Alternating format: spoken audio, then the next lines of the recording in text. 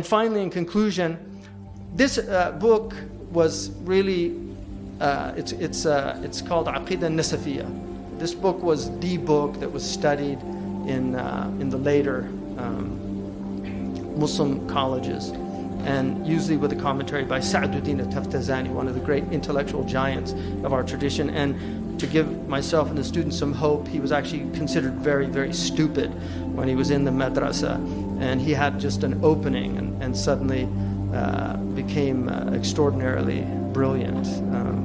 And they attributed it to his sincerity. But, and that's why we don't really believe in IQ tests, and we don't believe in, even now we know that these things are plastic, that the brain's plastic. We believe in Al-Fattah, is one of the names of God, is the opener. But God can give you openings. He can open your heart. Literally a flowering of the heart can happen. People can have intellectual awakenings, just like they have sexual awakenings, emotional awakenings. They can have intellectual awakenings. They can have spiritual awakenings. And in our tradition, an intellectual awakening is a spiritual awakening, because intellect and spirit are not separate. That the mind itself is immaterial. The mind is a spiritual phenomenon. That's why really what's happening right now is a spiritual experience. It's just we're veiled to it. But consciousness itself is a spirit. People always say, I want to have a spiritual experience. You are having a spiritual experience. It's called being conscious. What you have to do is wake up to it. And that's why you're already there. You just have to realize that you're already there. But this book, which is a truncated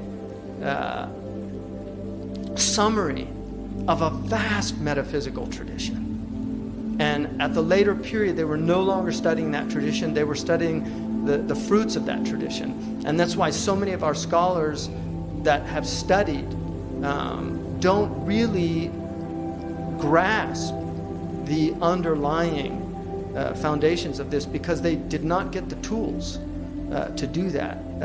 And it's one of the major problems. And everything comes out of that.